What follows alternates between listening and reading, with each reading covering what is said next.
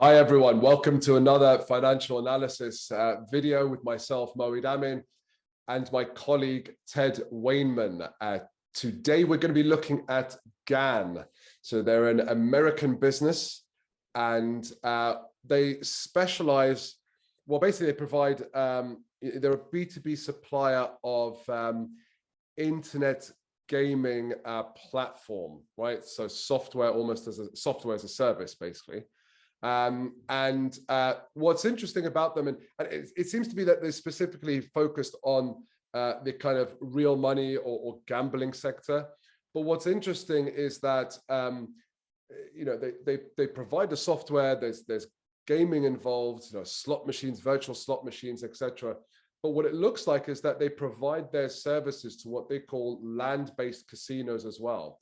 So it looks like, you know, even when you leave the platform, you know, you can almost kind of play their services if you go into a casino. So, you know, if there's someone out there that knows a lot more about this industry, we'd love to hear from you. You know, leave a note in the comment section. Now, this company was a request from one of our viewers. So David Best, here's your video. He's actually requested two videos, and we published the earlier one. So David, thank you again for your request, and here's your video within 3 weeks, which is pretty good. Before we go on to the financials for this company, and there's quite a lot of unusual things going on there, so stick around because we're going to talk a bit more about that. Worth note about the share price.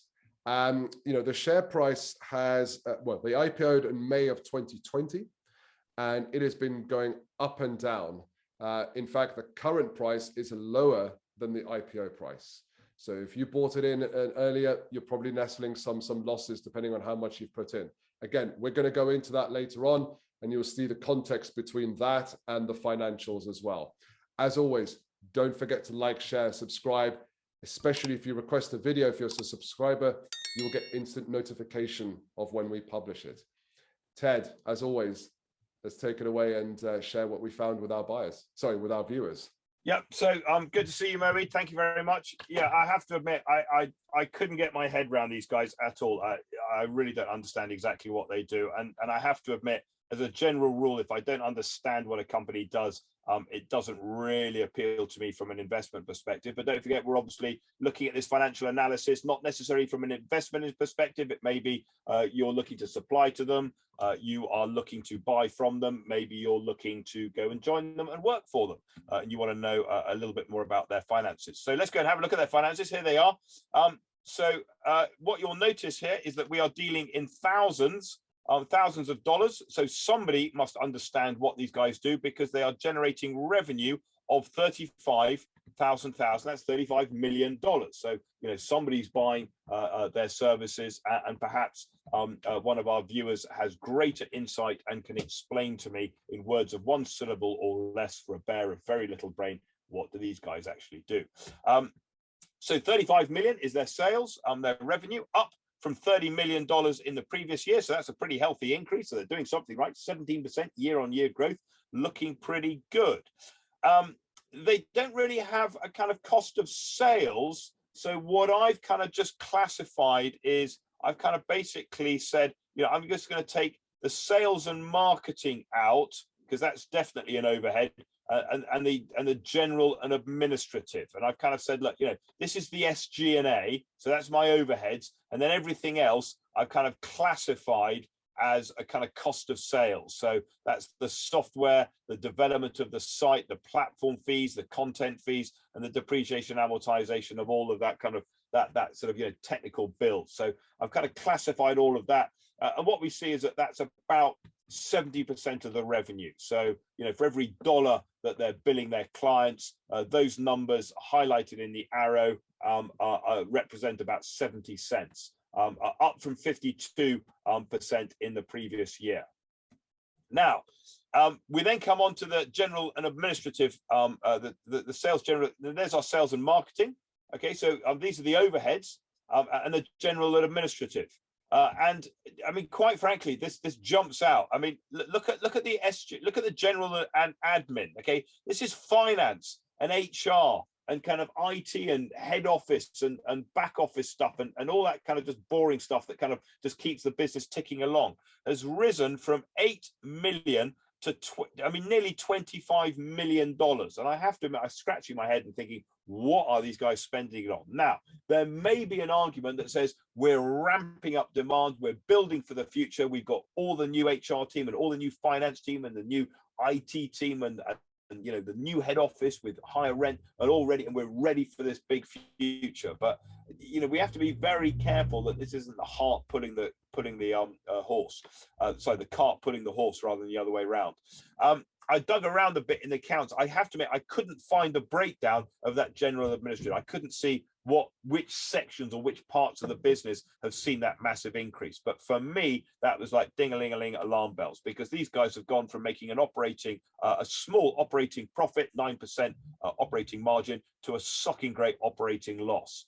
So, you know, they're really going to have to ramp, you know, these sales are going to have to go north pretty significantly to start to cover those kind of costs. And maybe they are, and maybe that pipeline is already in there. This is, you know, what are we looking at? This is pretty much a year out of date, December 2021. These are year ended 2020. We don't have any kind of the latest information. So, you know, maybe we've seen, maybe they have actually delivered on that. But, you know, to me, you know, these guys making a big old loss, and really that loss is driven by the increase in the general and administrative. Otherwise, the underlying business is profitable, because it was profitable the previous year. Here's the balance sheet. Go on to the balance sheet now. If we can find the balance sheet, which is actually just a before, here it is. So in terms of the balance sheet, nothing really that exciting going on in the balance sheet. You'll notice that they've got these capitalized costs. So this is the capitalization of software development. So they've got Fred and Fiona sitting there doing all their programming. They pay them, I don't know, $100,000 each. And rather than expensing that through the profit and loss account, they're saying, you've provided really good code. We're going to use that code for many, many years to come, and therefore we'll capitalize the cost as the cost of that code. So that's kind of basically, you can see the increase there. It's about, I don't know, $2 million. So that's $2 million of costs, but they're not in the profit and loss account. They've actually been put into the balance sheet. What does jump out at us, though, is clearly this number up here. They've got $153 million of cash, okay? Slightly up for the previous year of 10 million, and that will be through their flotation. So as you mentioned, they floated, they raised lots of money. They're now sitting on a ton of cash. These guys are not going anywhere. So, you know, maybe that's the kind of, we've got more cash, we can now start to scale up. But it's just interesting, they're scaling up back office rather than necessarily you know, throwing it all in the front office. So those are the kind of the big numbers. So, you know, the cash, you know, the balance sheet has increased significantly, and that increase is driven by the cash. There's a bit of development costs on there. Liquidity just really isn't an issue, because of course they've got tons and tons of cash, more cash than they know what to do with. And there you can see in the balance sheet, there's the increase in the investment. That's the investment by the shareholders. They're making a loss. They've been making a loss for a while. So there's, sorry, not that one, this one here. So there's the accumulated deficit. So they have been booking losses, but they, you know, they've got money in the bank, and they are, you know, prepared to spend it and really trade their way to a sort of, you know, significant profitability. At least that'll be their argument. That'll be their story. In terms of cash flow, so yes, they are burning cash. If we just go to our cash flow, if we can find it, here it is. So they are burning cash. They're burning 6 billion of cash. Don't forget that 6 billion of cash is 6 million, right? Sorry, 6 million, my mistake. Yeah, I've got millions and billions coming. So $6 million in cash. They're burning $6 million.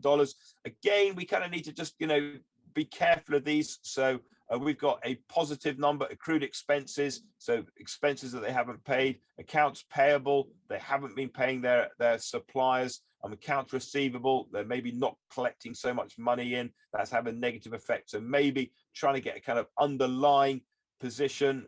They're paying their staff in stock, so that doesn't cost them in cash. They've got some intangibles going on up here.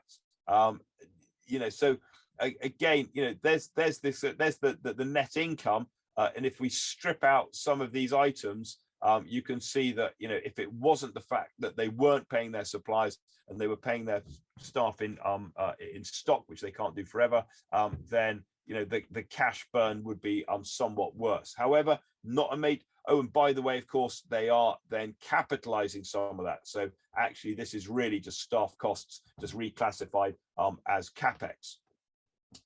So, you know, they are burning cash, you know, 10 million, maybe 20 million. You know, you know, they are sort of, the underlying cash burn is relatively high, but they've got 150 million in the bank. So, you know, they're not kind of, you know, staring into the abyss as we speak. They're in a pretty comfortable position. There's the cash coming in from their fundraising. Not a lot else going on there.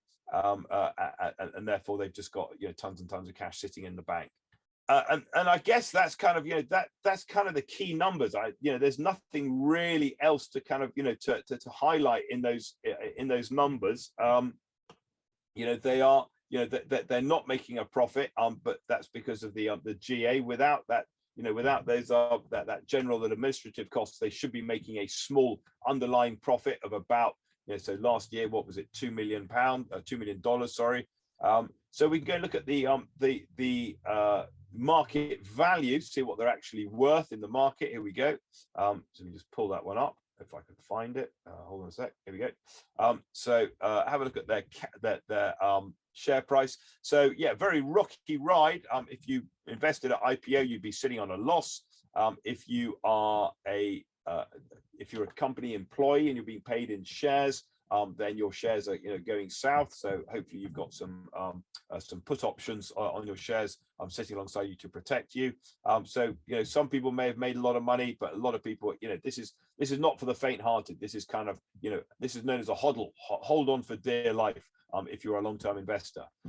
But the total market cap is 408 million, which I've highlighted down there. So 408 million is the value of the business. There's no earnings, so the P ratio is irrelevant. The yield, there's no dividend, so there's no yield from that perspective. The balance sheet is only about 155 million, and most of that is cash. So you're paying 400 million for 155 million of cash and this kind of this software, this potential. So this is very much jam tomorrow. This is kind of buying into the story. You know, do you believe in it? It's 12 times sales. I don't know if that's a metric that makes any sense to you, but you know, there is you know, very difficult to kind of value this company. I think this is a kind of a wait and see. You know, if you like their story, if you understand what they do, you buy into it. Maybe you're a gamer or a gambler and you kind of see the benefit of this and you think this is definitely where it's at, then, you know, maybe you want to kind of, you know, put a little bit there, but, you know, treat this as putting your money on the number 17. This is not putting your money on red or black on that roulette wheel. You know, you're looking at kind of pretty high, you know, high risk, and therefore you're going to demand a pretty high rate of return to compensate you for that risk. And that's my personal opinion, not my advice, by the way, Moeed. So there you go. That's my take on GAN.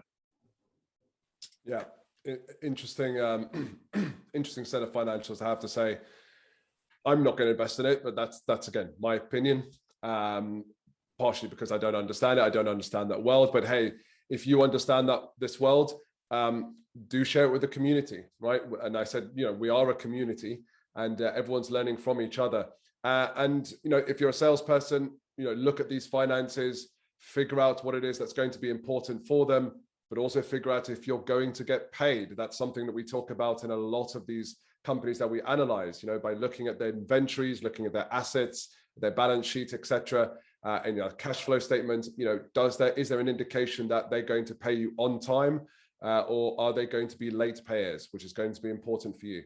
I'll bring you back to David's last comment. So his final sentence, I think, makes some very interesting. He says, one of those once in a decade stocks that could potentially make you very wealthy. So he talks about one of those once in a decade stocks. So the kind of, you know, we always hear about them. It's the kind of, you know, that was the buying. If only I'd bought Amazon, if only I'd sold my house and put all of the money into Amazon or Facebook, you know, I'd own the Caribbean by now. So, you know, that could potentially, and that's the word, isn't it? It's potentially make you very wealthy. It could potentially make you very wealthy. It could potentially lose all of your money. So, you know, you places your bets and you takes your risks, so to speak, Moeed. So, yeah, good luck to anybody in investing in this one. It's not for me. Yeah, love to hear anyone else's thoughts on this one, as always. So do like, share, subscribe. if you have a company that you would like us to analyze for you, whether you're thinking about investing in them or if you're thinking about doing business with them and you would like our assistance in analyzing their finances and drawing some understanding from that, do leave a note in the comment section and we will get round to it. But until the next video, thank you, Ted. Thank you, everyone. Thanks a lot, Mary. Catch you later.